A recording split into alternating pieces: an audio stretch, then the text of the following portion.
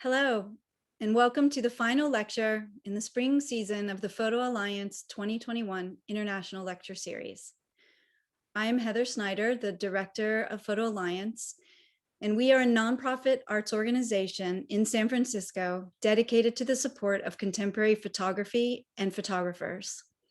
We are so pleased to have artists Kozo Miyoshi and Yasuaki Matsumoto here with us today from Tokyo via Zoom to be in conversation with our very own creative director, Linda Connor, via Zoom from San Anselmo here in the San Francisco Bay Area. As with all the previous lectures in this international series, we are humbled and appreciative that through all the difficulties of this pandemic experience, we've also opened possibilities of a greater global connectivity and community. How incredibly exceptional it is that on this evening here in May 2021, we can have this place of conversation, learning, and be together across oceans, continents, and an international dateline. So I'd like to take this moment to say, may we all continue to focus on the things that bring us together, to allow ourselves to be invested in the good that we encounter, and to put our collective attention to the positives that will impact our lives and the world for the better. Photographers Kozo Miyoshi and Yasuaki Matsumoto are both incredibly exceptional in their vision, positivity, and adventurous spirits. Both took the risk at an early stage in their careers, one in the 1970s and one in the 1990s, to leave their home country of Japan to venture to San Francisco for a blast of our radical and rich creative photography tradition. Not only did their time here in San Francisco and the United States deeply influence their own practice and creativity, but they brought this experience into a unique interpretation and dialogue with their own culture as well. This exchange of Pacific Rim culture is another unique and powerful aspect of our history, and one which we hope to celebrate and nurture for many years to come. Leading Kozo and Yasu through conversation today will be our own Linda Connor, an artist of international standing herself, who has become an invaluable mentor to generations of photographers through her teaching and indomitable spirit. Before I hand the mic over, the Zoom mic, I would like to first thank all of you, our generous supporters, who have been making donations throughout the spring season of lectures. Your generosity has truly helped. This has been a challenging year for PhotoAlliance, and we are so grateful that you stepped up to help us through.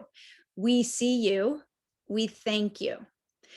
And we have more exciting programs coming up this year, so please stay tuned. I will see you again at the end of the presentation for our Q&A session. Please feel free to put your questions into the QA box down below. I'll be collecting them and bringing them back to the artists.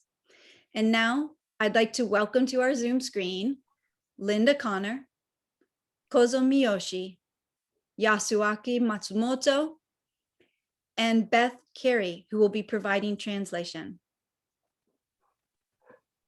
Hi, everyone. Hey, Linda. Hi, Yasu. Hey, good Hi, morning. Kozo. Yes. Thank you, Beth. Thank you, Heather. We're going to have a little bit of a three-ring circus tonight. I guess I'm master of ceremonies, so forgive me if I push the wrong button. I'd like to thank our team of Heather and behind the scenes, Chris Paddock and Lucian, and the people who know how to make these things happen, because that's not my role. Anyway, we have two wild and crazy guys tonight who are cross-cultural and have enlivened up both sides of the Pacific. We're going to start with Kozo and some of his work that he did after graduating from studying photography and art in Tokyo as a young man in 1972. We were all young back then. I had just started teaching for the first few years at the Art Institute during that time. And his pictures remind me of what an extraordinary time that was in San Francisco. So shall we, Kozo, should we start with some of your pictures from there? Now, most of these, I believe, were done with a 35 millimeter. Yes. You were sort of doing street photography. There we have the quad at the Art Institute when they had a basketball hoop. Yes, in school. And how did you find the Art Institute? You didn't study there, but did you just decided it was such a cool place you had to come? No, after my friend went to the school. Ah, well, very good. We would have been happy to have you. Yes, and I'm so surprised, different over the school that in Japan and at the United States. It's a totally different system of education. It's a totally different. Yeah. Yeah. Especially then. Yeah, I think so. It's even that time, the end of a hippie age, right? Yes, I'm very hippie. Next. Oh, I'm sorry. I'm supposed to do the slides. And this is, I told you I'd be challenged. This is Jerry Burchard, who was head of the photo department at that time. And bless his soul, he hired me. And I don't know who that grumpy guy is in the background, but Jerry was terrific. So Yeah. next. I don't know these people, but that sure looks like North Beach. No, I think hate Asheville. The Haight Ashbury, even better. Yeah, I think so. Okay. Next. Little music. Street music. Next. I love this one. Now that's really good street photography. Like his sideburns too. Next. Oh, and her hair. Cool. I'm jealous.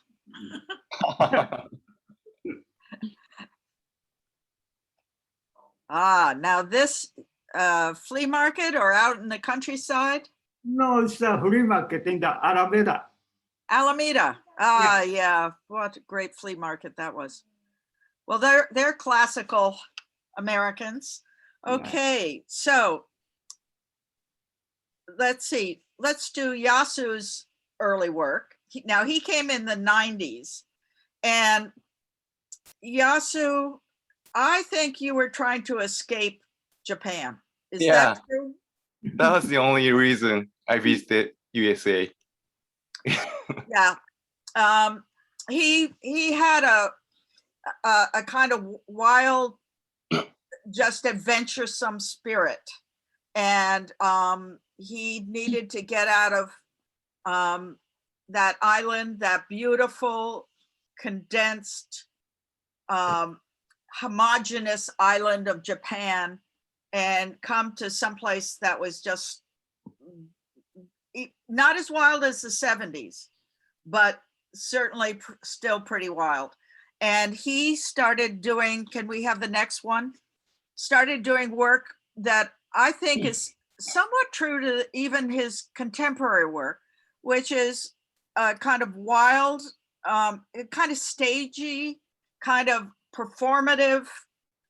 I think of him as a bit of a magician, making things happen. These are those stupid little closet lights that you just put pressure on. Yeah, right. That we have batteries and stuff that he takes down to Ocean Beach. And here he is. Now, you'll notice he has some pretty long hair now, but it's nothing like the dreads that he had when he was here in San Francisco. Next. And he is wrapping himself up in these images. They're 2 1/4, and I think you started doing some with view camera as well. Is that true? Right. The last one with a light on the ground was shot by 4x5. Right. Because one of the things I want to sort of talk about, and which I love about both their work, is, you know, because my instrument of choice is a view camera, and it's not the easiest thing to work with. It's heavy, but I want to say when you see Kozo's view camera, we're all going to be humbled. So anyway, I was interested in both their work and how they went from using more portable cameras to using view camera, either in the studio or back out in the environment. Next. Great.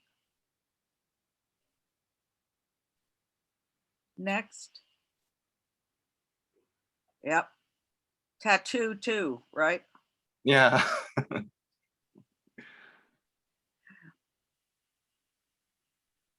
Next.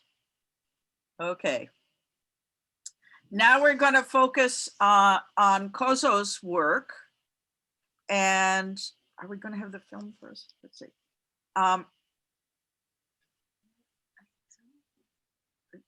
Kozo, are we doing the film first, or are we doing? Yeah, I think so. Mhm. Yeah.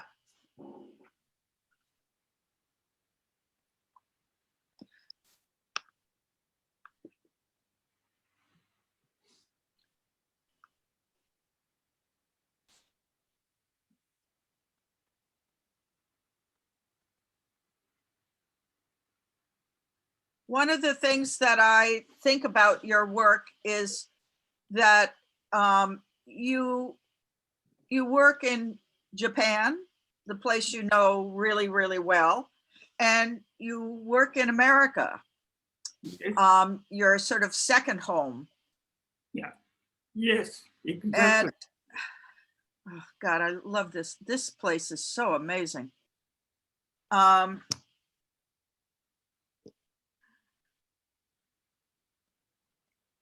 Okay, I'm going to be quiet for a while and let these images just speak for themselves.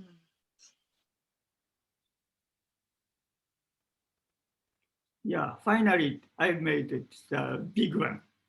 You made a big one. 20 Yeah. by 24? 16 by 20. 16 Yeah. by 20.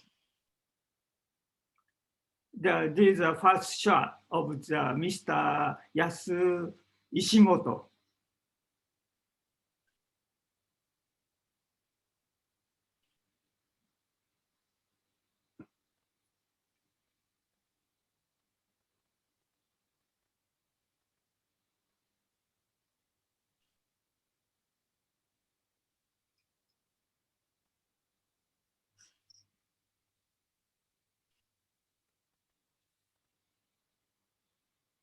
Oh, now these are the silkworms, and the traditional way of harvesting their silk. Is that true?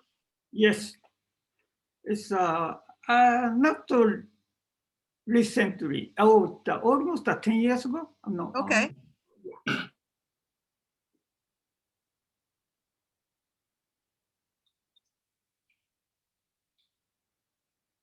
And where in Japan? Is that in many places in Japan, or is that there a special center? Yes, special space. Okay, you better be careful with these guys. Yeah, yeah. Tough guys.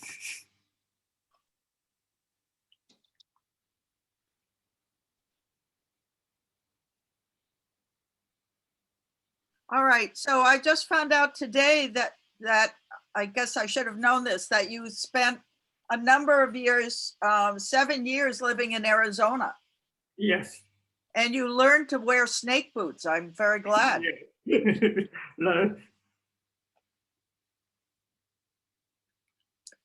So that's the ground glass if people don't know what it's like under the dark cloth.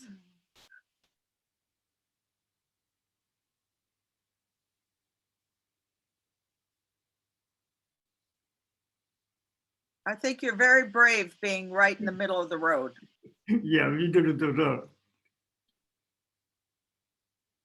So it seems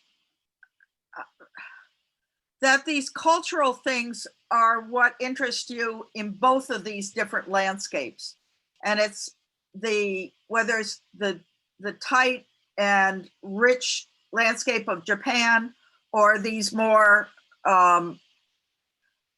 open and crazy ones of the America. I love this picture with the peace sign.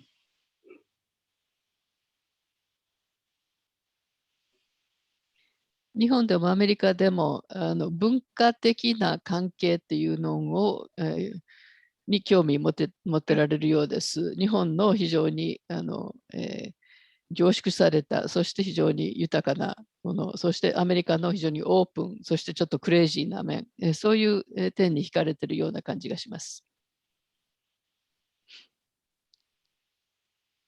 I'm glad you dress appropriately for here.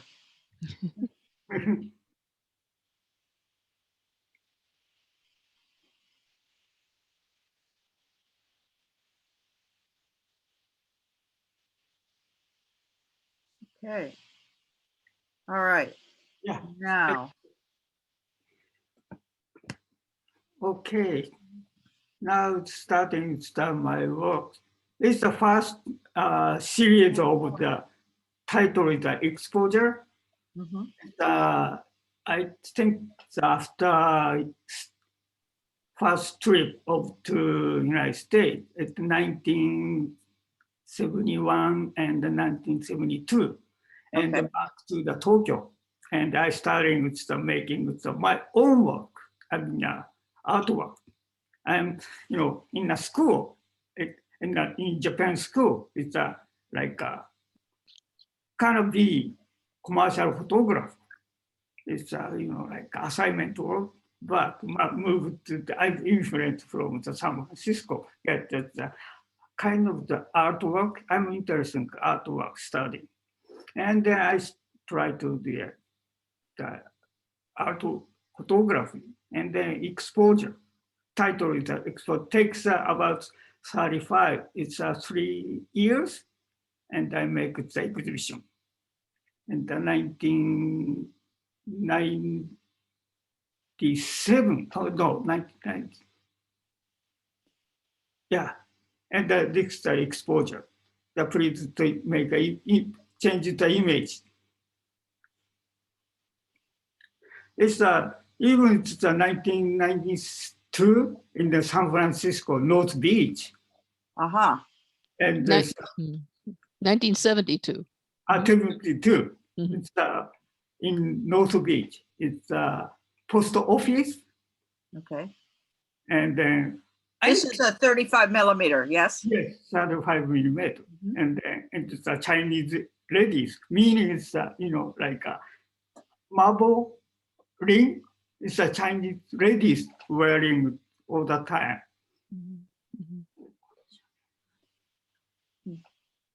Next.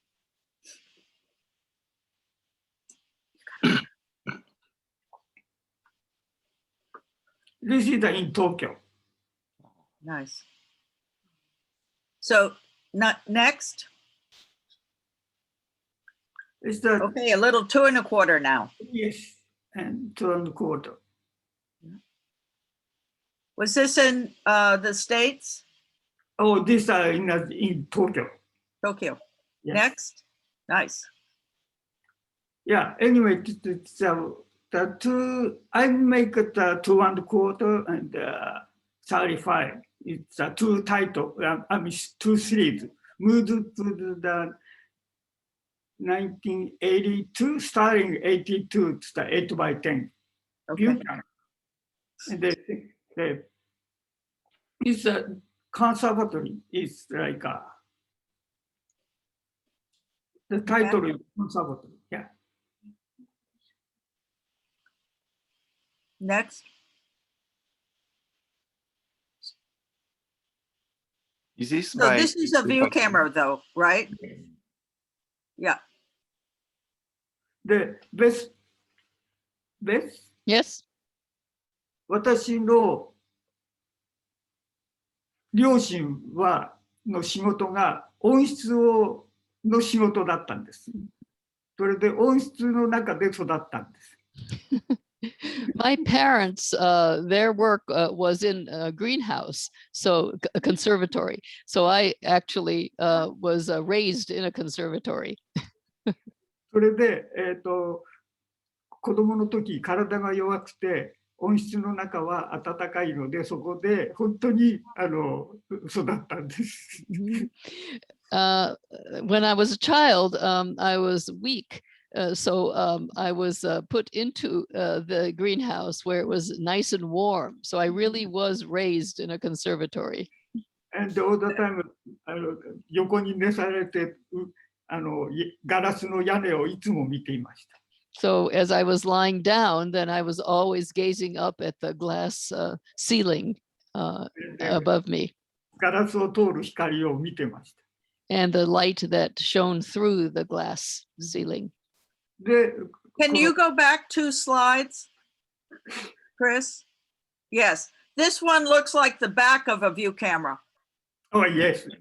Even. Oh, yeah, you, Yeah. 皆さん知ってますか？このガラス1枚は20 by 24のサイズなんです。Wow. 一つずつのガラス？そうです。 Okay, so each of the glass panes here Yeah. Are 20 by 24. Okay. そうなんです。 Thank you, Chris. You can skip ahead.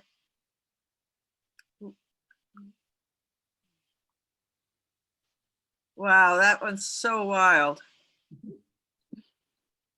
で、アリゾナに1991年から移るんですけど、この写真は名古屋で日本で撮りました。So I actually moved to Arizona in 1991 for several years, but this is a picture I took near Nagoya in Aichi Prefecture in Japan.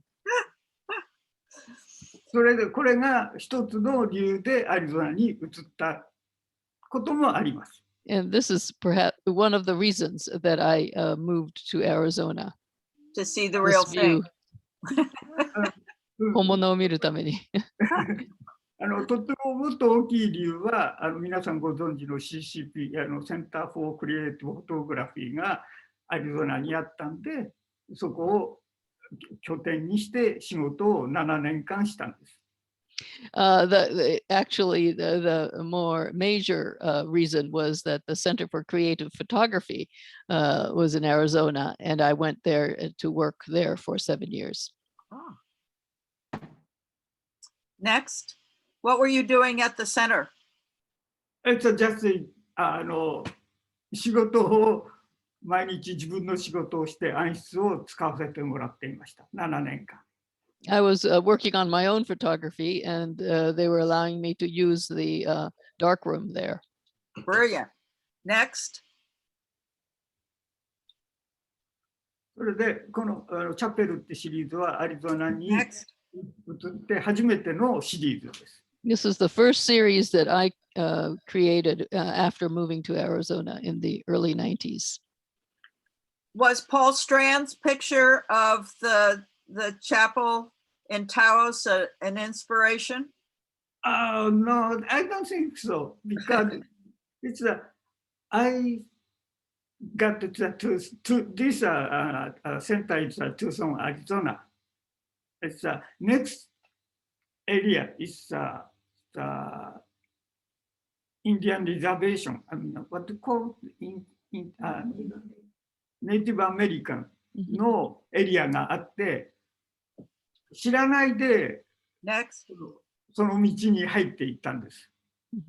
そのエリアに。それで見つけて、ずっと撮らせてもらってたんです。Next. I happened to stumble into a Native American reservation that was near the Center for Creative Photography, and they allowed me to take these pictures in the reservation. それで最初は問題なかったんですけど、私の髪の毛黒いし髪の毛長かったんで問題なかったんですけど、通ってるうちにやはり少しちゃんとしたパーミッションを取りなさいっって言われて、それで行くのをやめるようになりました。At first, I didn't have any problem because my hair was black and long, so I didn't stand out. But after a while, I was told that I needed to actually get permission to take photos or to be there. So I stopped taking photographs there. Next. Next.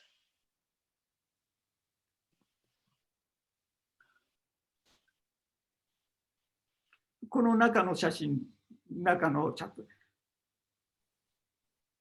Next. Next. Ah, やはり the、real thing. Yes.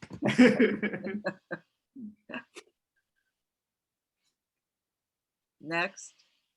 Well, Tucson was the place to be for these. Yes.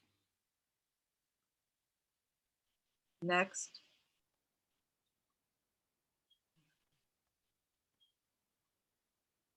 Next. So did you run into snakes very often? Not so often. そんなにたびたびじゃないですけど、ね、必ず夏には出会います。Not very often, but of course, they were always around during the summer season. Yeah. Next. Okay. それで、Back to Japan. Woo! だからアリゾナから帰って初めてのシリーズの富士山に登ったことがなかったので、アメリカから長い間帰って住んでて帰って富士山に登ることにしました。So this Fujiyama series is the first series after I returned from living in Arizona, and I had never actually climbed Mount Fuji. So I decided to climb it and also take photographs to make this series. で、How many miles is it or kilometers up to the top? 3776メートル。Well, the height of the mountain is 3,776 meters Yes. high. So perhaps about 10. 同じぐらい、セントヘレナと同じぐらいですか？ Perhaps about like Mount St. Helens. でも歩いて上がるのはどのくらい歩くんですか？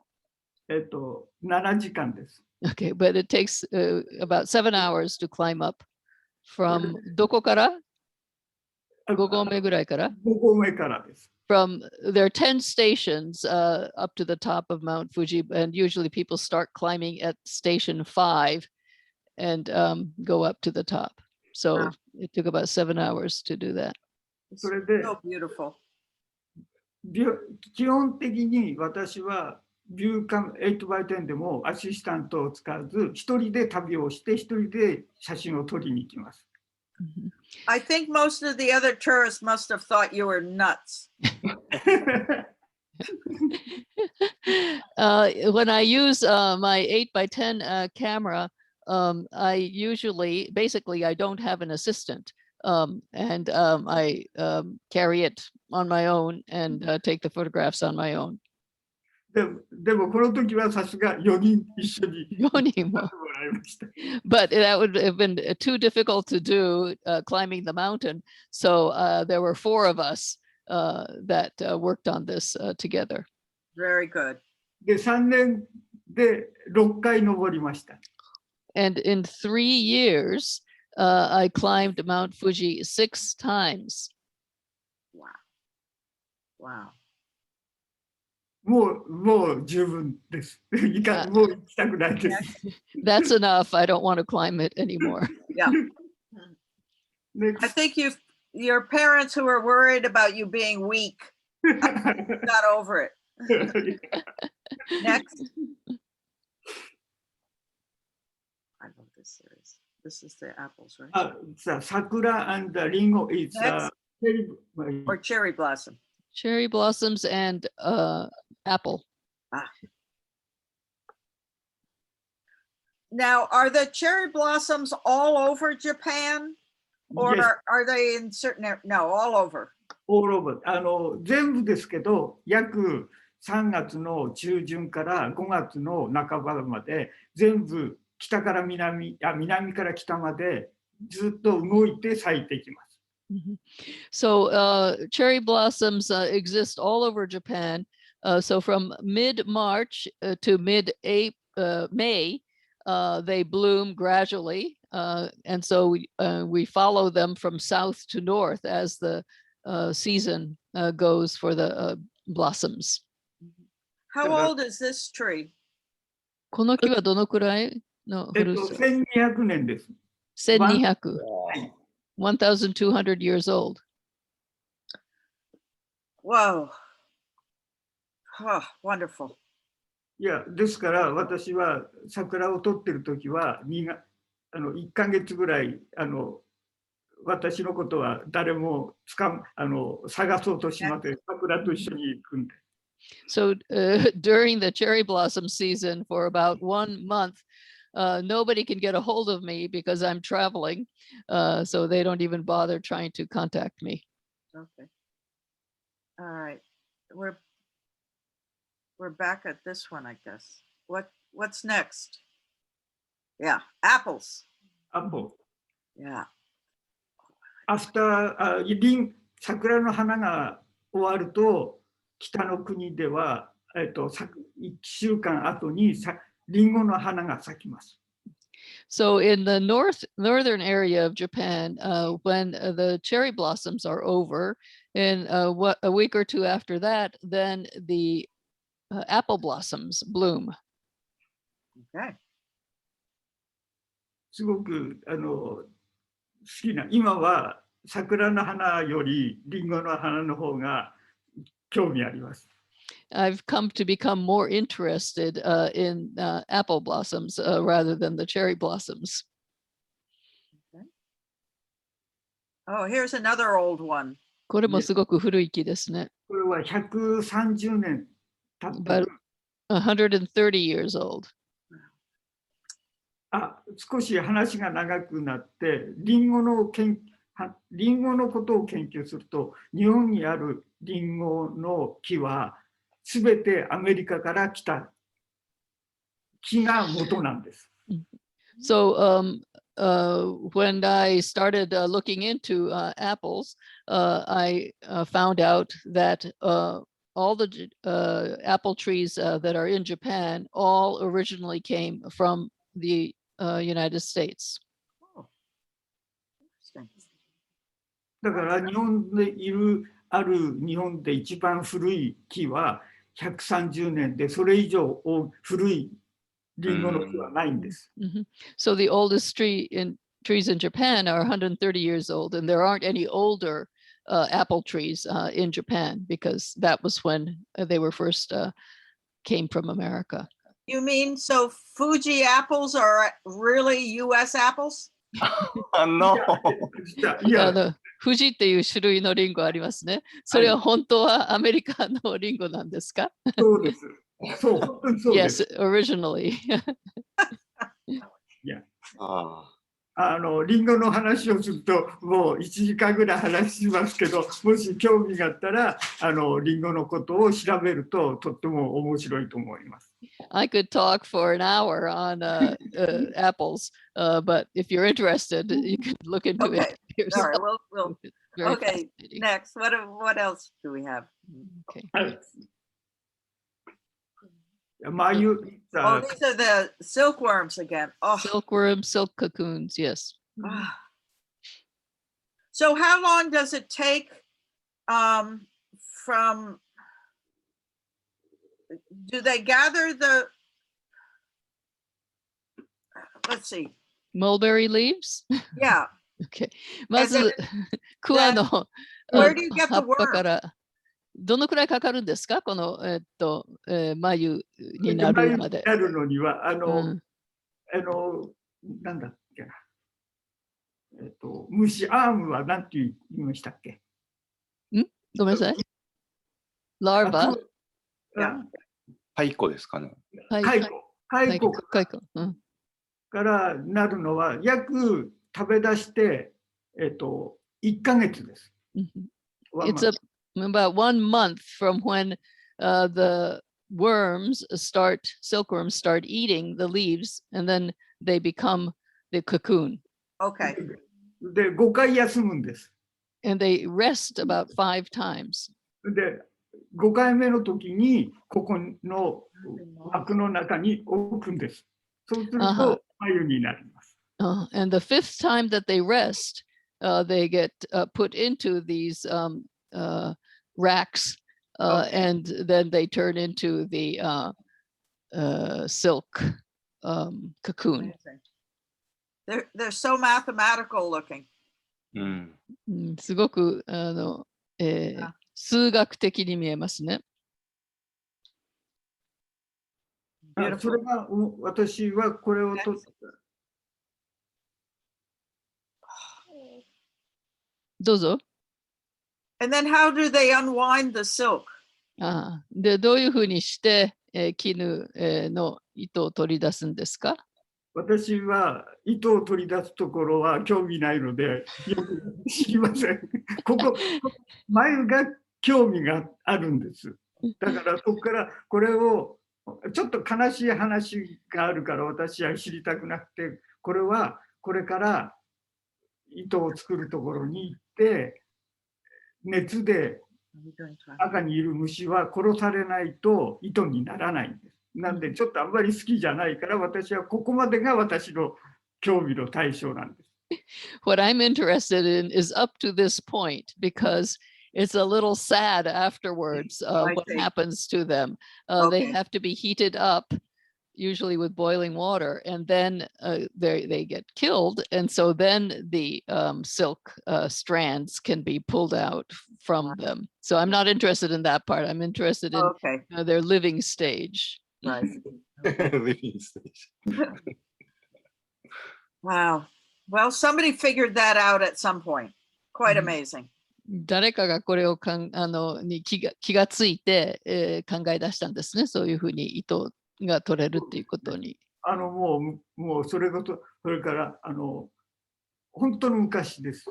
もう何千年前からシルクのことはもちろん大陸中国アジアから来たものですけど、多分世界中でこういうことは起きて知ってることだったと思います。So it's from ancient times, from thousands of years ago. And of course, what we have in Japan originally came from the continent and from China.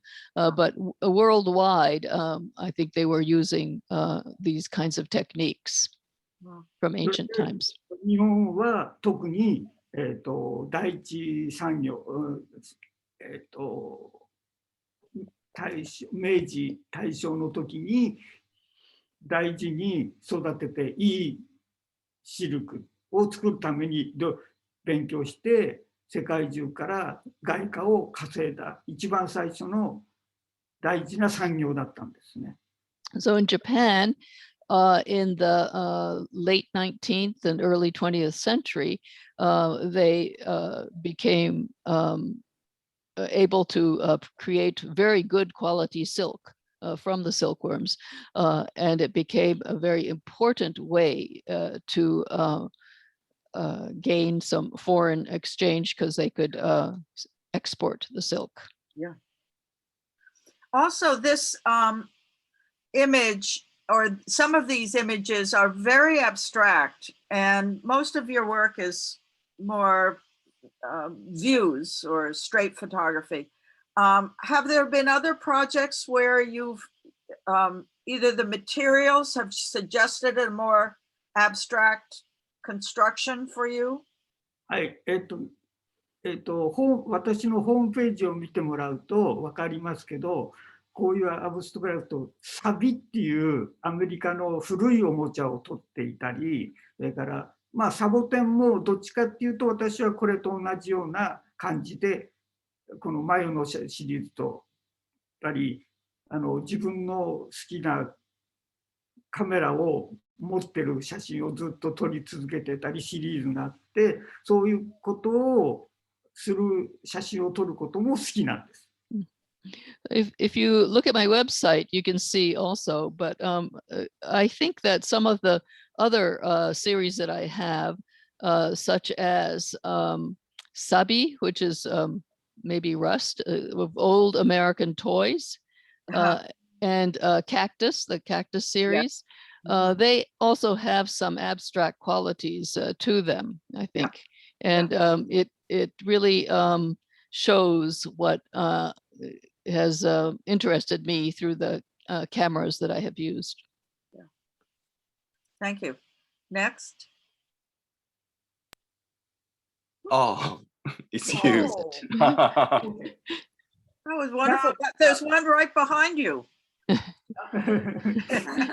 後ろの方にもありますね。コゾさんの。そういや今回は選ばなかったんですけど、私のさっき話したアブストラクトで、ルーツっていう大根ラディッシュを撮ってるシリーズも私の代表作です。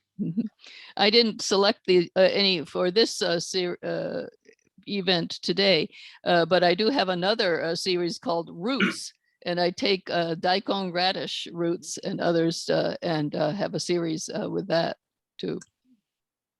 Yeah, I pick up one picture from my wall. Is that a radish? Yeah. Oh. Okay, big one. How about the wasabi? Wasabi. Wasabi, then I like to eat, but I don't take The root's not very interesting?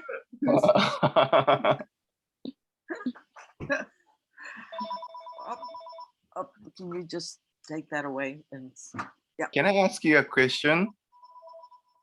Yeah. You know, like from 35 to 2.25, then 8 by 10 to 16 by 20, I can see like there's a big difference in like sharpness or like capture detail.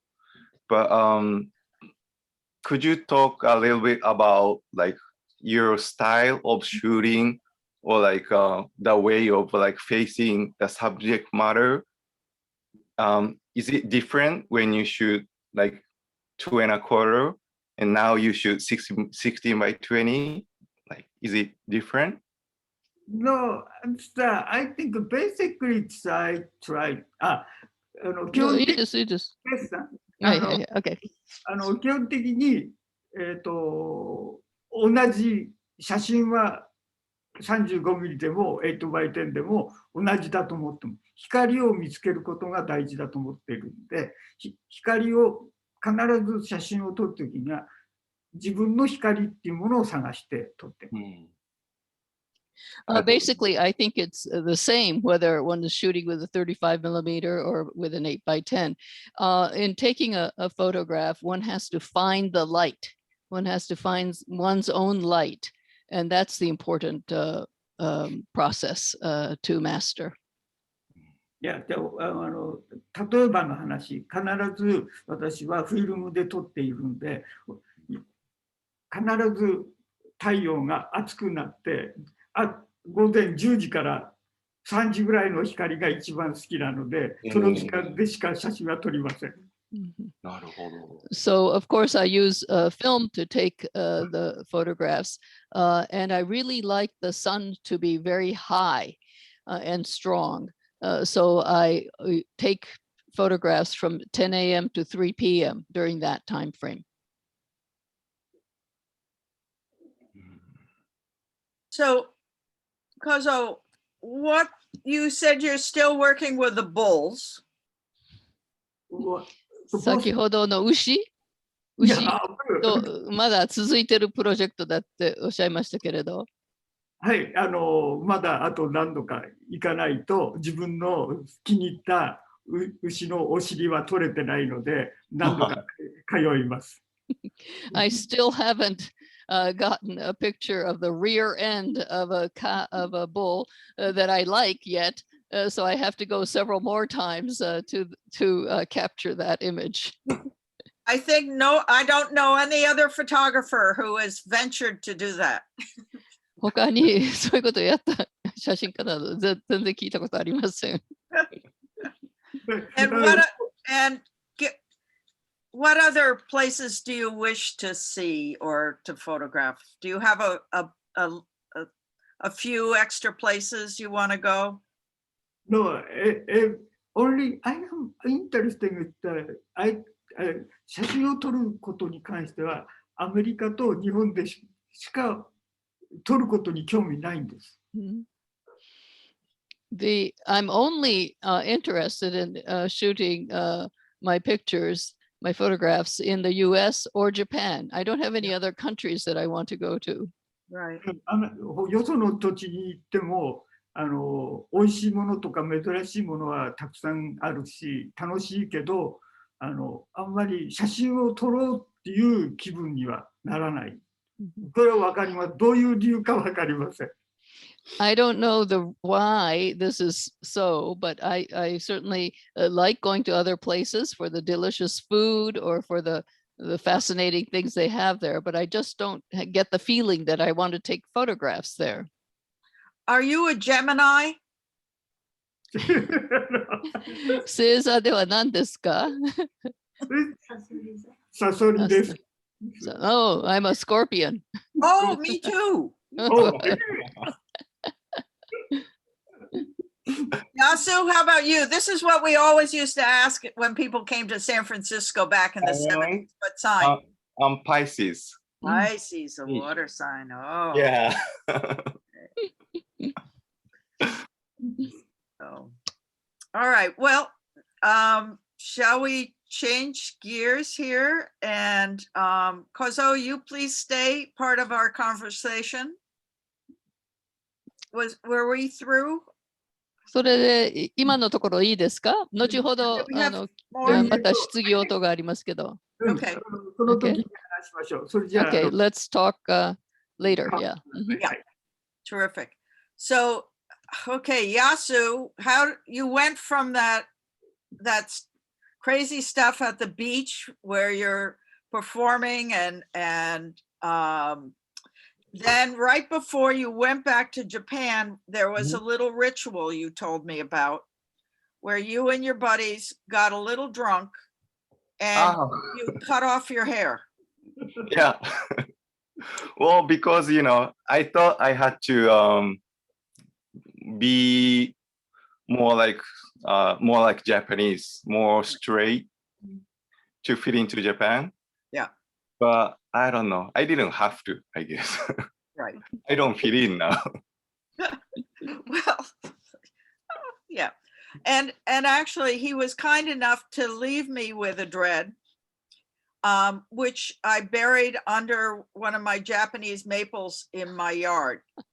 So it lives on in a way. And so you also are sort of balancing some of the influences that happened to you here in the States and at the Art Institute in San Francisco to going back to Japan and working in, I think of you as almost somebody who's working in a theater, the theater of imagery, or that as a performer, as even a magician, but also a cultural collector. We'll maybe get to that a little bit later in your presentation with your new book, Existence. But shall we look at some of your pictures that you've done since you've been back, which I think you continue to use the view camera too, and sort of photographic processes. Mm-hmm. Okay, so Chris? Oh no, it's my role. It's your role. Okay, good. Yeah.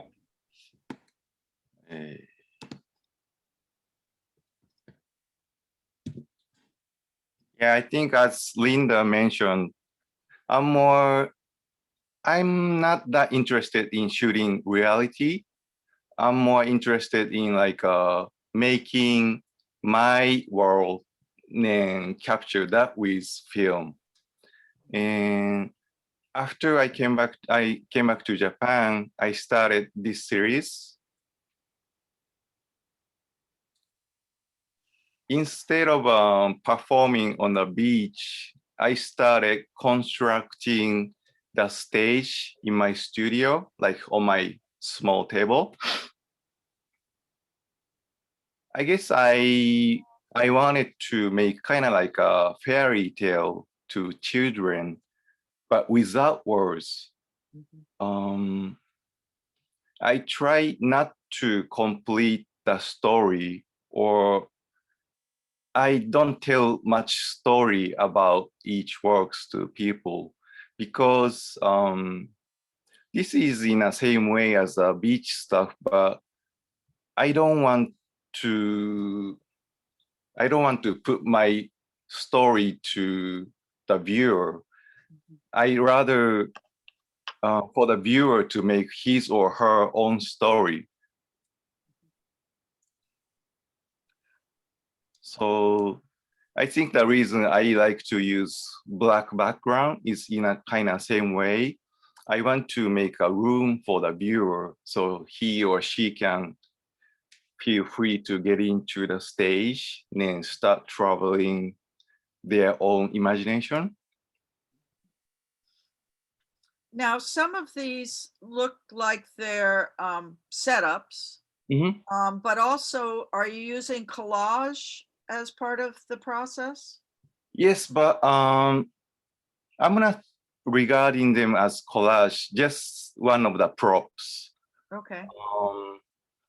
Like this one, yeah, the image in the glass is a collage, and sometimes I often use my collage, like I take myself, then I cut it.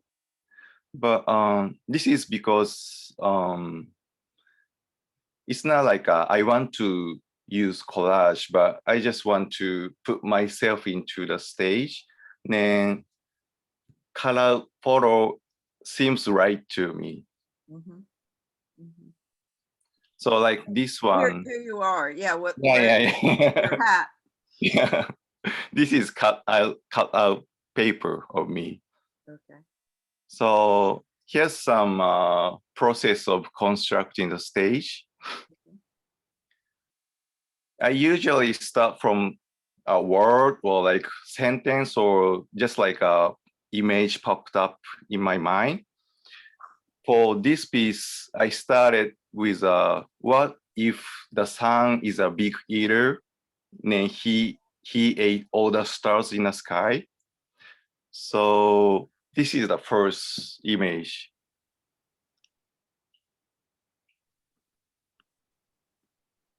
The sun got a little chubby. Then I thought, if the sun is fallen, whole world's gonna be in the darkness forever. And I thought it's a problem. So I decided to rescue the sun. So I hired some clouds.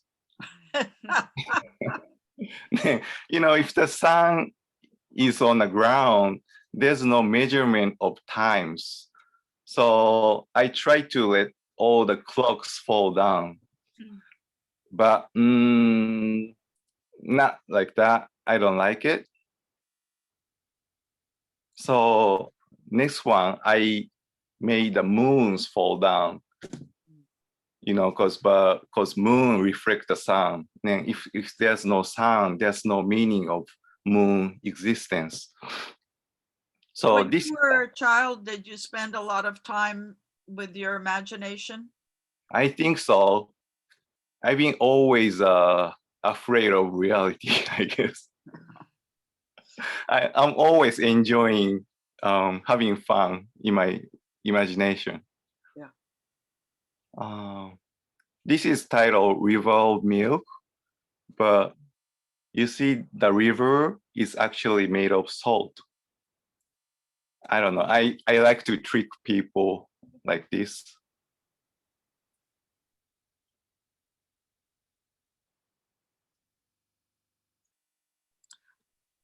So as part of the props here, you've become a bit of a collector, Mm-hmm. and that's something I can appreciate. We've actually gone shopping together. We both have some of this illness. Yeah, in Kyoto. Yes. But I think is there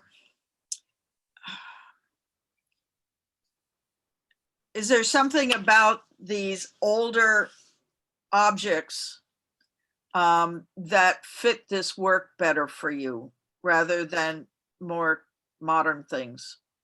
Well, I think all object has their own world, or like they're wearing something unique, some kind of aura or dignity, I think. And just being there, they make the atmosphere kind of like unreal, I think, or surreal. That's why I like to use them in my fairy tale. And let me show you my second one. This is called Existence. Well, yeah, first of all, I was using them as a prop for my story. Then, well, as I told you, I love them because they have a dignity or aura.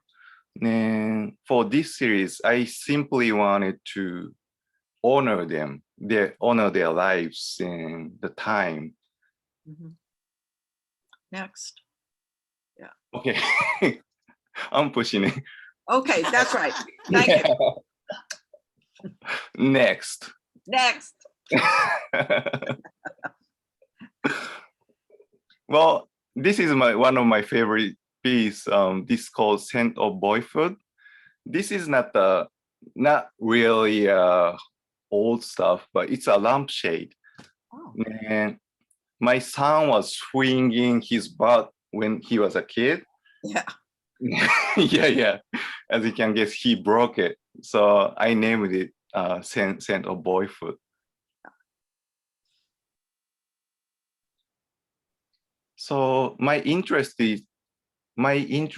is not in like how valuable they are, but how I like them if they have a good personality, I guess. So And a bit of mystery. Yeah. This is one of my favorites. Thank you. So, in order to shoot their personality, I often spend some time, like couple of weeks or like couple of months, to get to know them before I shoot. And this is the longest I waited. I waited 4 years before I shoot. How big is that, by the way? Well, can you find that in here?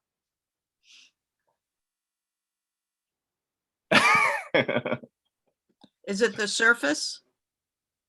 Well, it's a part of it. You see here? Okay. Oh, okay. Yeah, this is a broken glass of a wall clock.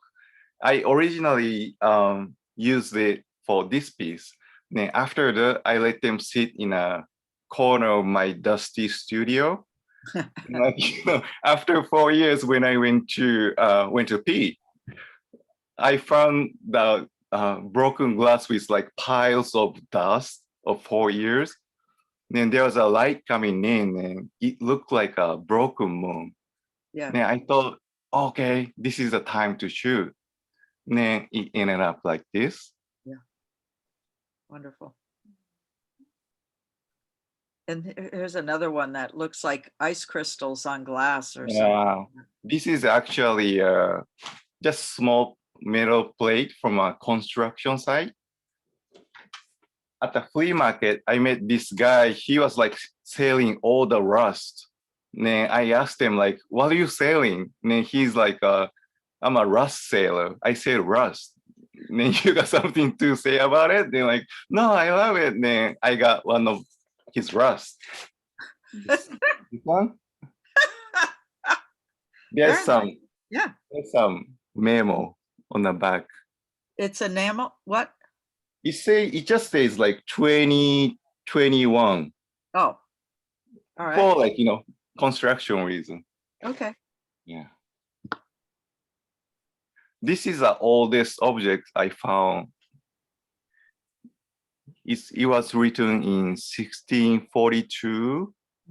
It's a paper for loaning money, I heard. So this is a setup for my studio. I barely hit the light directly to the object because I want to capture the invisible of them. So are they on black velvet or something? Yeah. It's kind of like this.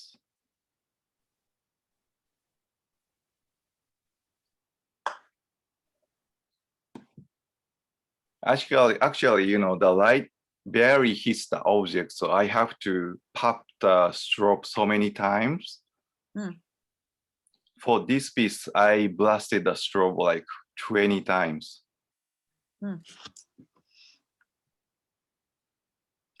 Now these are standard film, right?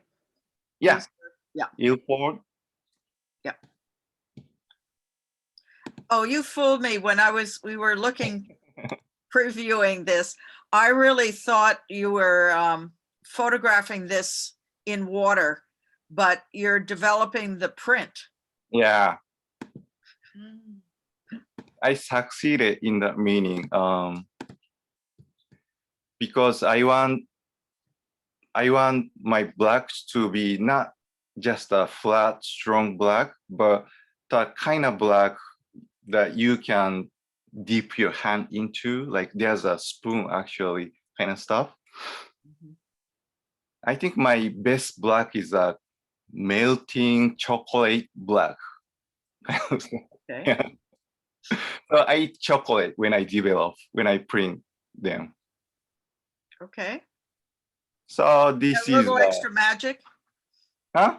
A little extra magic. Yeah. Smells sweet. Yeah. So audience people, Yasu, we have somewhere on our website or after this, we have a connection to where you can order Yasu's very beautiful book. I have one here. You have one. Yeah, very nice production. That's the globe. Anyway, we'll a little promo there. Thank you. You're welcome. So then you talk a little bit about your time with COVID and going out and new work. Okay. So before that, I have. I'm sorry. No, it's okay. After that, I learned how to do a wet plate collodion. Then I was doing this kind of stuff and like the other stuff at the same time in my studio. But after the COVID, just my brain stopped working creatively. You're not alone. Yeah. Yeah. I don't get to see anyone, or I don't get to see any art. There's no inspiration. So one day I went to a forest where there is no one, absolutely no one. I don't see anyone all day, kind of forest to look for inspiration. And well, it was my first time like being deep in the woods, absolutely by myself. And as I was there, I thought I was gonna feel comfortable or like in peace. But I felt that, but at the same time, I felt kind of fear to like overwhelming, like vast nature. Whole space seemed like circling around, and like I thought I was gonna pass out kind of stuff. I think this is because just being by myself in a big nature made my sense more sensitive or unusual state of mind. So these pieces, I was trying to emphasize that, express that kind of atmosphere. So this is me with my camera. I chose to use wet plate because wet plate can get the most of raw air of the location, I think. Now that looks like an older lens too. Yeah, it was made in 1860, I think, in France. Is it Yeah. sharp pretty much? Yeah, really sharp. It get really curled bokeh, like circling around kind of image. I like that to Mhm. I like to use that to this project book Yeah. because yeah, I And so felt you just would take off the lens cap for Mhm. exposure? Usually exposure time for these pieces are 5 minutes. Mhm. Mhm. So this is my dark room. Cute. Yeah, this is me here developing. My wife took this picture. Good. Got out of dark room. So for wet plate, you have to develop the photo within like 10 or 15 minutes after you shoot. So I develop it in a forest. Mm. So this is the glass negative I make. Beautiful. Then it become like this. I like using wet plate because it's easy to mess up in good way, I think. Mhm. I took this photo in a cold winter day, and whole surface got cracked. There's like so many lines. I kind of like it because that's what I feel when I was, by myself in the nature. So is this, can you go back a couple? One more? Okay, Mhm. thank you. Okay. Yeah, I didn't see the cracks. I thought those were branches. Well, there is no crack for this one. No, the next one. Sorry. Yeah. Yeah. Well, I hope I can make crack on purpose, but I can't do it. It's all accident. Right. I have to wait for the chance. This one too, there's like so many like cracks and black dots. Hmm.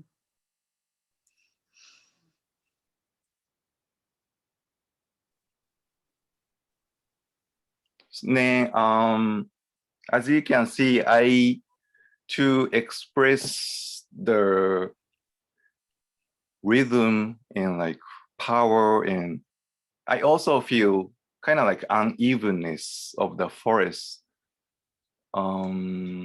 It's both for spiritually and physically. Like I hear some sound of animals behind me, and like I get, like I see like there's a mud, and like this part, the plant is growing really good, but this part it's not growing that good, that kind of stuff.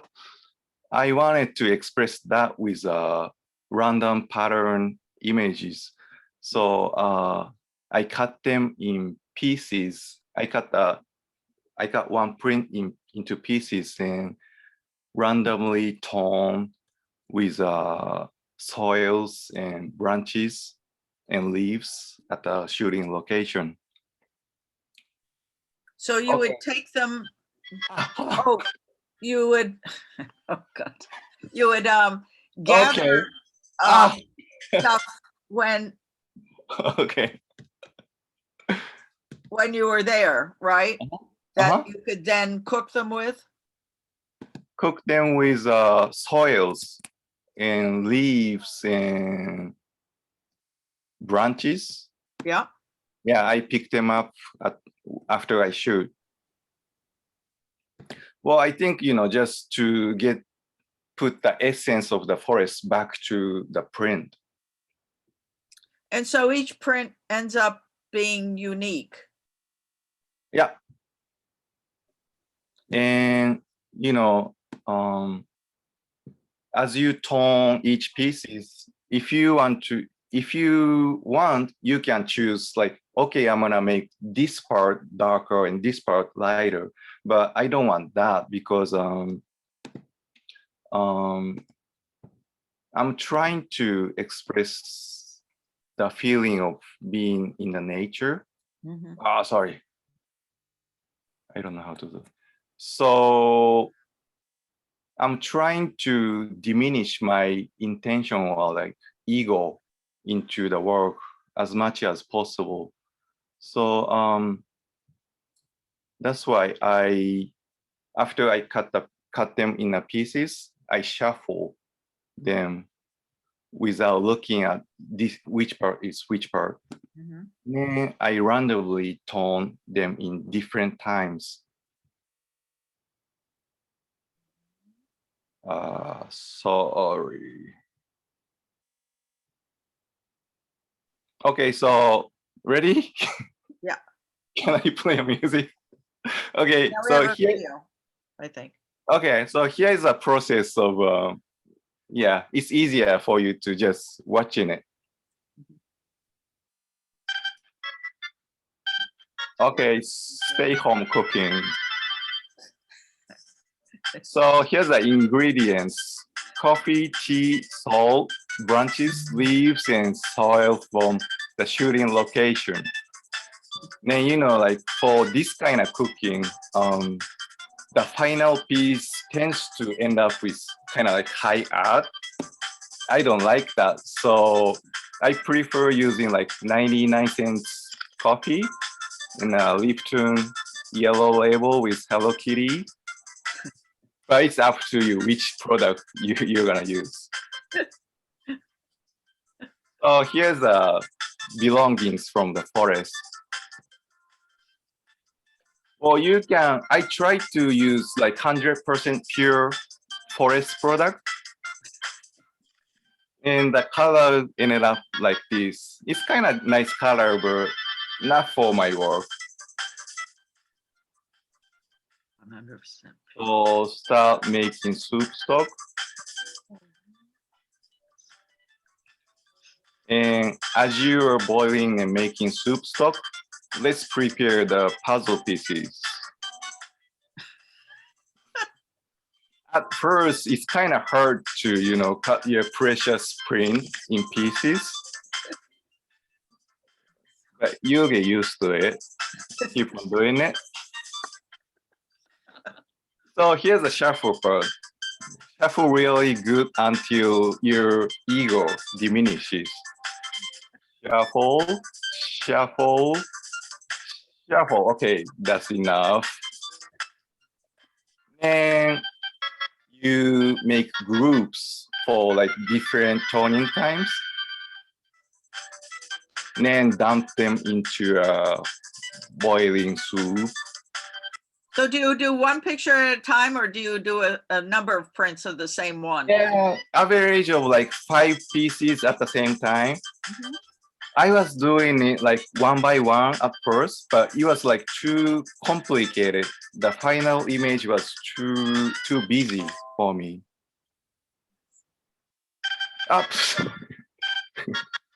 So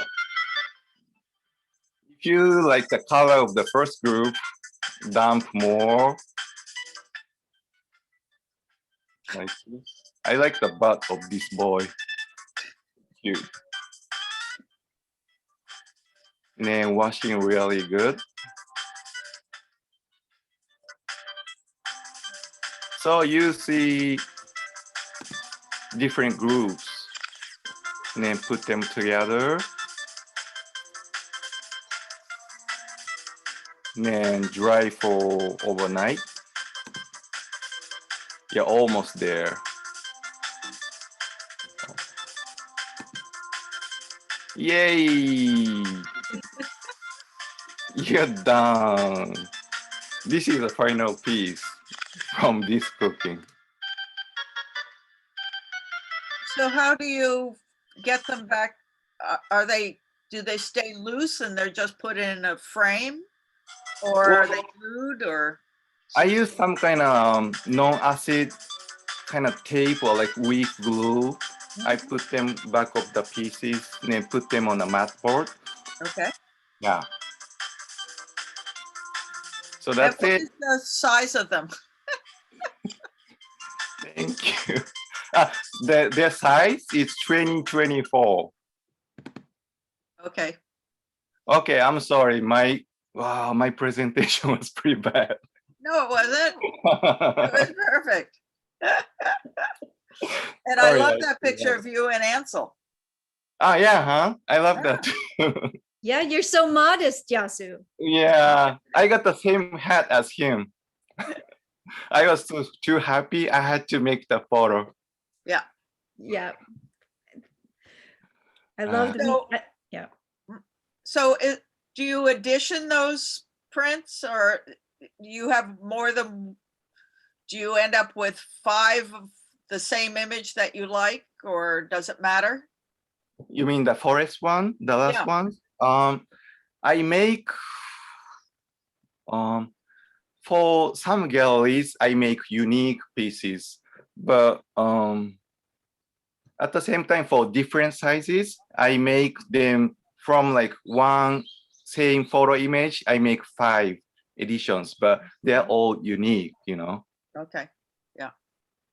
Nice. So I popped back in. Hi, everybody. Hi. Because I wanted to help walk us through. We've had a few questions come in during the Right. talk, but are Linda and Yasu, are you ready to wrap up? Yeah, I think so. Do you Yeah. have maybe both of you, do you have a quick plan that once the goddamn pandemic's over, Kozo, are you gonna come back and do another trip in the States? And Yasu, do you have a place that, or something that you need to do? Well, I think I'm visiting your house. Okay. This That's is good. over. Yeah. All right, you're welcome. Yeah. It's been a while. Yeah. We're gonna get drunk. Okay. Okay. Okay, that's done. Okay, next. Kozo? 構造さんは何かこのコロナが終わったら何かしたいこととかどっか行きたいところとかありますか？本当は今年は行きたかったんですけど、この今の状態だといけないので、できたら来年はアメリカに1ヶ月、2ヶ月ぐらいの旅をする予定ですけど、今のところちょっと来年、とにかくこれ行けるようになったら必ず行きます。それはどこに行くか、南に行くか、北に行くか、西に行くか、東に行くか分かりませんけど、必ず出かける予定です。I had planned to go to the United States this year, but of course I can't go right now. So as soon as I can, next year, most likely, I want to spend time in the United States once again for 1 to 2 months taking photographs. And I don't know whether I'll go south, north, east, or west at this time, but I'll go somewhere. Great. で、ちょっと大きめのカメラを持っていきます。And I'll take a slightly large version of a camera. I bet. Heather, Okay. what do we have as questions? Okay, well, we have a question for Kozo. This comes from Lynn. And she has two parts of the questions, both about the video.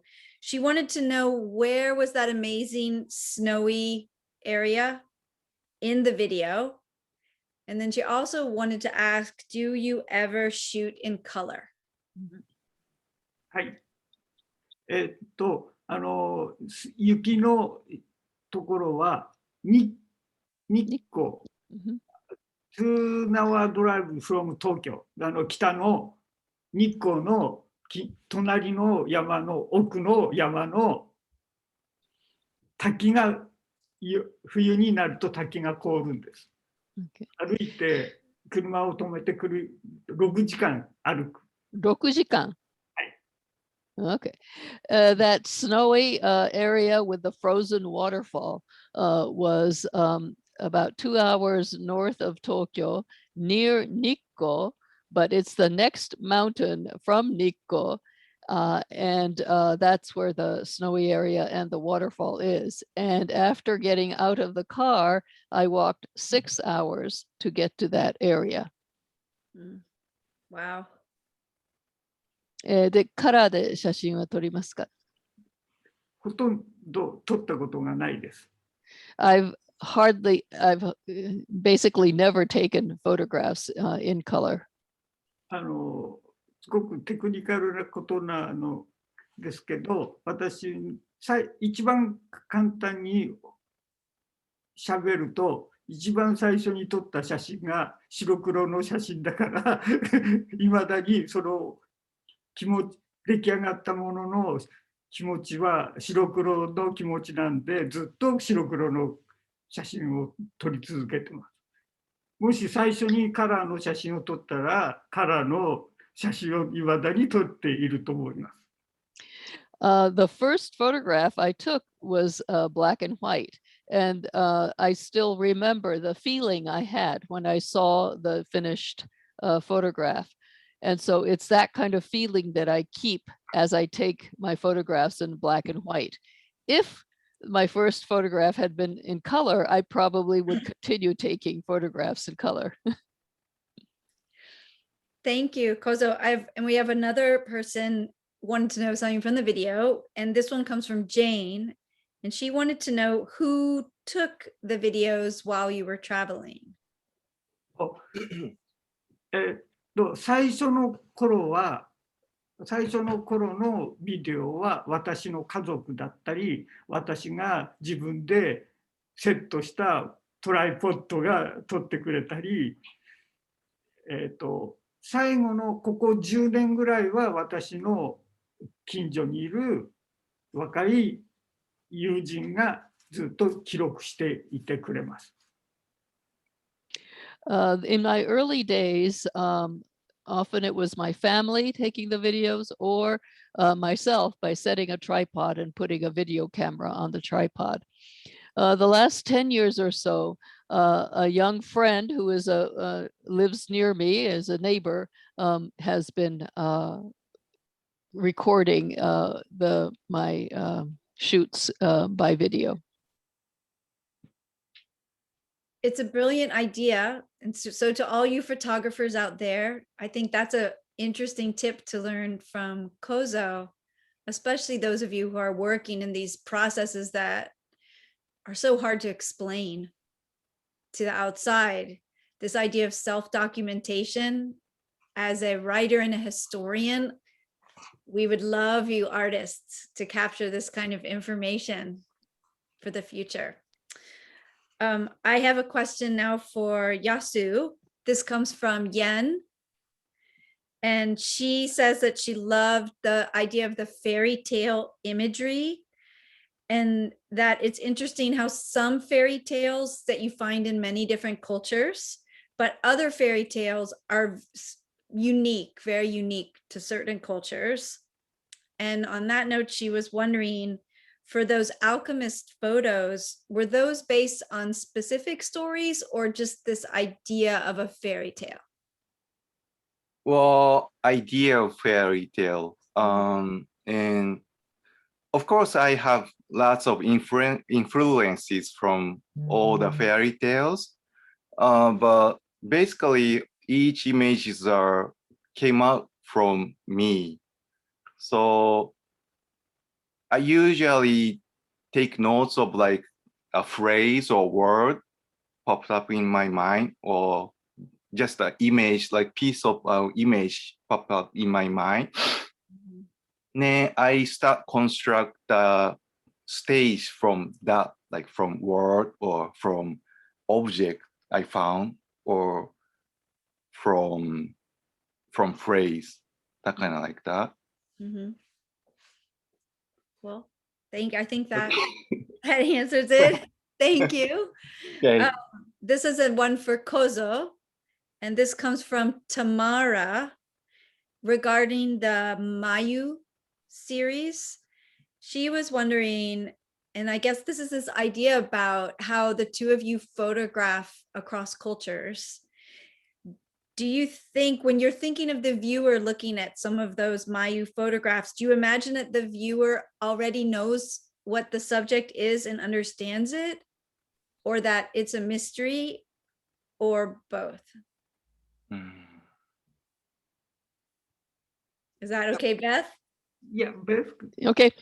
眉のシリーズなんですけれど、それを見る人は、すでに何を見ているか分かってるっていうことを想定しますか？それとも、全然何が、その題材か分からないっていう、こと、ですか？でも大丈夫なんですか？それは私にとってあまり大事なことではありません。私が思ってたことをただ表現してるだけで、出来上がったものがそういうことを感じて見てくれることをどういう形で見てくれても私には大事なこと、重要なことではありません。とにかく私がこういうふうに見えて、これに興味があって写真を撮るってことが一番大事なことなんです。So for me, it's not important what the viewer has as background information. It's the thought that I had that I want to express, and how I view it. And so how people view it is not that important to me. It's what I saw and then what I captured, and my feelings regarding that I wanted to express. Thank you. Thank you. We have a question now again for Yasu. This comes from Bertha. She says, Yasu, in your work in San Francisco, you said you were trying to escape from Japan. Is this not something that you feel you have to do anymore? Or would you say that your still life and fairy tale images have taken over as another way to escape from a normal, straightforward way of living? Escape from normal living, I guess. Well, first of all, the reason I ran away from Japan was I was just bored there. I wasn't interested in like doing art or anything. And yes, I think with my photography, I'm trying to not escape in a negative way, escape from reality, but trying to make more inspiration in this ordinary world, I think. Mhm, mhm. Yeah. Okay, on that same note, Takako, I think I said that right, has a question kind of that either of you could pick up, which is that she says, I love the combination of these photographers. Kozo focused on reality, Yasu focused on fantasy. Do either of you ever consider to go to the other side? I was shooting street photo at first. I liked it, but I don't know. The reason why I choose photography is I'm a bad painter. I wanted to be a painter or like sculptor, but I'm not good at it. So I think from the first time, my intention is to make something I want to make, not to capture what I see. And Kozo? 私はいまだに皆さんが思ってる古い写真、私にとって本当の写真を撮り続けてます。それでこれは今の時代に昔は町の写真屋さんに行けば印画紙も現像液もすぐ買えました。今は買えません。でもコンピューターの前でワンクリック、ツークリックすれば世界中からフィルムも買えます。だから今私は大きいカメラを使ってカメラを使えるんです。今だからできる。これがもし大きなカメラを20、30年前、40年前に使おうとしたらすごいお金がかかりました。でも今は個人が使えるんです。だからそのことをよく考えて若い人はもう一度、こういうことができる。これはことによると新しいことじゃなくて、これは大事なことだと思う。ことを考えてほしいと思います。So I continue to take old style photos, and that is what is real to me, and that's what I'm interested in continuing to take. In the old days, you could go to a camera shop, a photography shop, and buy paper and chemicals easily. And it's difficult to do now, but in the digital age, but actually with just one or two clicks, I can order those materials, and the reason I can still use a large camera is because I can get those materials that I need rather easily. Just a little while ago, it would have taken a huge amount of expense to try to get the materials I need for my large scale photography.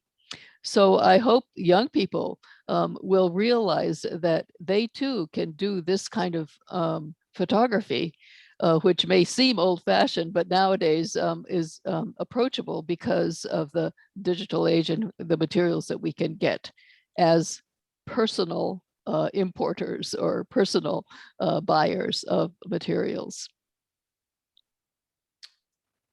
Understood. So I just want to do a little time check. It's 6:35 here in San Francisco, and we were saying that this event would go to 6:30, but I do have a couple more questions. Are you game? Sure. Come on.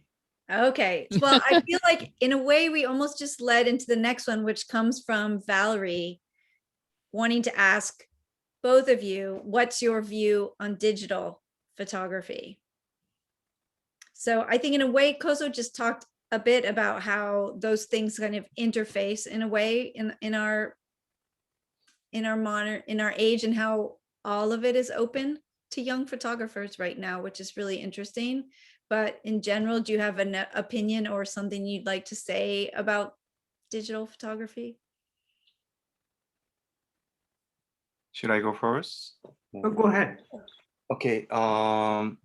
Well, I use digital for my money work, money photography. It's pretty nice, useful. But you know, as a bad painter myself, I like to get my hands into the paint or like into the developer. It's the most fun part for me, not clicking. But well, yeah, it's useful. I use it, of course, but my favorite, I prefer using handmade old school stuff. Well, because you know, I like the kind of art that I can feel the temperature, like warmth of the artist, and that's kind of art I want to keep on making.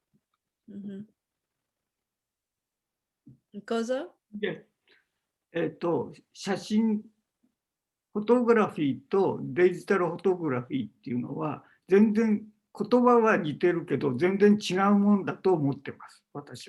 私はもちろんデジタルカメラっていうものを仕事に使おうとも思っていない。ただ私は Mac のコンピューターはもう30年ぐらい前、30年前だよ。もう少し前からずっと使っています。これはデータを整理するのに便利な道具だと思って。そのためにデジタルの小さなカメラは必要だと思ったんで使っています。でもそれを自分の表現に使おうとは思ったことが一度もありません。ですから写真っていうものとフォトグラフィーっていうのとデジタルフォトグラフィーっていう言葉があるけど、それは完全に違うものだと思っています。ですからそれを区別してはっきりみんなが意識していればいいと思います。実際に水を使った写真とデジタルを出力したものを見れば、どんな、ちょっと言い過ぎですけど、どんな初めて写真を見る人でも違うことがすぐ分かると思います。ですから私は今まで通りの写真が好きなので、それの方の表現の仕方が好きだから写真を表現の自分の仕事として使い続けているんで、私はデジタルの写真っていうのは表現する上では認めてませんし、いい便利な道具としては私も使ってるし、大事な今の新しいものだと思っています。そういう区別の仕方をはっきりしています。つけています。So photography and digital photography may sound like there's on an equivalence or similar terms, but I think they are completely different. I really don't think that I ever want to use digital photography for my own work in photography. So it's not to make photographs that I use digital photo cameras. I have had a Mac computer for a long time. So in order to organize the data that I need, I have a small digital camera that I use for that. But it's a tool for me. And for my photography, I use the traditional techniques. And I think it's important to distinguish them and to be aware of the difference. I think that anybody looking at a photograph that has used water to be made, printed, and then compare it with a digital printout, I think they can tell the difference right away, and they can be aware of that difference. So it's my preference to use the traditional photographic techniques, and that is the way I see it as my work and my art, but digital photos only as a tool for me. Mm-hmm. That makes sense. Thank you for that, Kozo. And Linda, is Hiroyo still around? Yes. Hiroyo, do you have a question? Extra question. Yes. Come on, peek in the frame. We want to see you. Oh, hi. Extra question to me? Yes. Yeah, this is Hiroyo Kaneko. She is a local photographer here in the Bay Area. And she actually introduced us to Beth, who was been providing translation this whole time. So thank you, Hiroyo. You're And welcome. I know you were just there, so I just wanted to welcome you to the screen as we're wrapping things up and just ask, did you have any questions for anyone here before we all go back to our reality? Oh, wow. First of all, I want to say to Mr. Miyoshi that nice to meet you. It's really my honor to meet you online, but I never met him before, even in Japan, either in Japan and the United States. So, but I've been, Linda actually talked about you for many years. So yeah, it was finally kind of I made up this opportunity to meet you guys both, and then I met Yasu last summer, right? Yep. Yeah, so yeah, I had a show in Tokyo, and then he actually visited my show during that pandemic. So I'm so sorry. I really thank you for coming there. It was a nice show. Yeah, and yeah, if I had a question, well, actually, I don't know. I mean, I can't think of the question right now because I never really saw. But I feel I'm really grateful for both of you to came to the United States and then develop your work and then continue your working, both countries, and then kind of make a connection between them. And then I came to the United States actually really early 2002. So I came late. I'm like after, Yeah. the photographer who came to the United States late after you guys. But I kind of, I've been living in the Bay Area for like 20 years almost. And then, yeah, I'm actually, very grateful for both of you to kind of develop this kind of tradition and continuation of your work, and then that's kind of really encouraged me a lot. So Same here. thank you so much. And then I really appreciate your great presentation. I really enjoyed it. Yeah. Thank you, Linda, and then You're thank welcome. you, Heather. And Thank you. Thank you, Hiroya. you. Didn't mean to put you on the spot, but it also just feels like kind of warm and almost like we're together, and almost like at the end of the presentation, we have a chance to chat with each other and mingle, which hopefully we'll be able to do soon. But what an amazing opportunity that we could even pretend to do so just now with you two, Yasu and Kozo, so far away, already in tomorrow. Yeah. Right. So Yeah. what a blessing. I really, really appreciate it. And thank you so much to all of you, the attendees who joined us here tonight. And you'll be hearing more from PhotoAlliance over the summer. And we are definitely planning very happily some opportunities coming up in the late summer where we can once again all be together, have a little reunion of sorts. So please stay tuned for more information about that. But I do think, because now we know sort of how to do this, that even when we do get back to meeting in person and being able to hug and,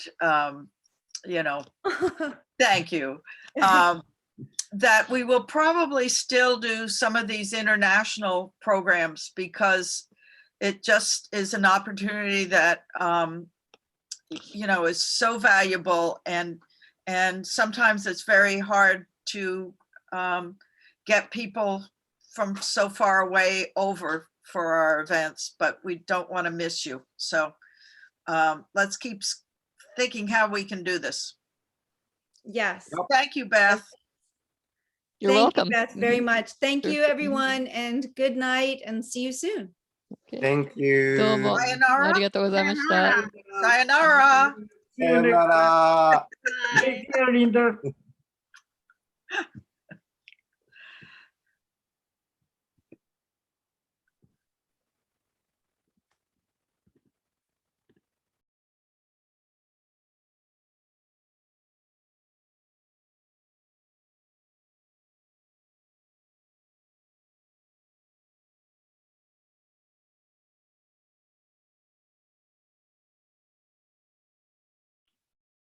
Are you guys still here?